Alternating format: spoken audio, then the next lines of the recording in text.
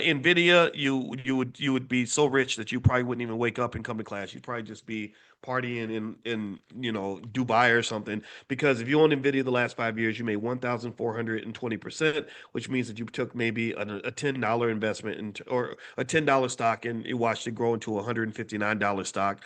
And that's what I did. I bought NVIDIA, and the reason I bought NVIDIA was not because I knew NVIDIA was gonna blow up. I told you all this about stock market investing.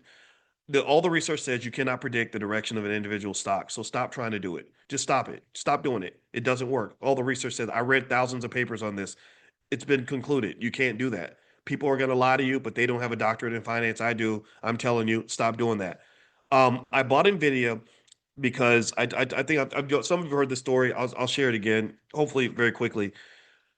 Our oldest son, came to me one day, and I'm the bonus dad in the house, and I was looking for ways to talk to the kids about stuff because it takes time to get to know them. Their mother loved me, but they didn't like me as much as she did until they got to know me, right? Because I wasn't their boyfriend, and so one day he just comes up and he just says, Boyce, I think you should buy Nvidia stock. And I said, why? He said, well, because they make the chips for the video games that I play. And I said, okay, great. And my thinking was not, oh, well, let me do ten weeks of deep dive analysis on Nvidia to make sure that I'm not going to lose my money. My thought was basically very basic. It was, this really happens many times when I look at companies in the S&P. A lot of people will spend days, weeks, years asking why they should buy a certain stock or why should I buy it, right? I don't ask myself why I should buy something. You know what I say? I say, why not? Why not? Really, I mean, think about it. If I'm going to go and spend money at Applebee's, I know what I'm going to get for that. I'm not going to get a return on investment. I'm going to get a meal that's going to go run through my body in about 24 hours. If I spend my money on a vacation, I know that I'm going to get a negative 100% return on that. I'm going to get a good experience, but I'm not going to get any money back, right? If I spend my money on a pair of Jordans, I know what I'm going to get. I'm going to get a pair of shoes. But if I buy the stock, you never know. Maybe that dollar will turn into $2. Maybe that 100 will turn into 200. Maybe that 500 will turn into 1,000.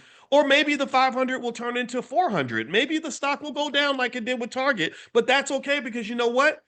You know what? Because 90% of all people, if you ask them, if you say, the money that you had in 2020, all the money you made $75,000 in 2020, what do you have to show for it? 90% of all people are going to say, I have nothing to show for it. Well, but you made money that year, didn't you? Yeah, I made money. Well, and you did things with that money, right? Well, yeah, I did stuff with that money. Well, then you should have something to show for it, right? What do you have to show for it? Nothing. You should have money in the bank. I mean, you made all this money. Did you put some in a bucket? Did you invest it somewhere? Did you buy some real estate? Did you? No. Okay. Can you at least show me? Maybe at best they can show you some clothes that they bought in 2020 that they probably don't even wear anymore. They can show you maybe some furniture they bought. Like I bought this couch. That feels a little bit better. Like at least you got a couch out of it. But that ain't the same as actually having financial security because the day that you have to go to work, you can't or you have bills to pay. You can't go and just say, "Well, I don't have money, but I have a couch. I can send you my couch." Right?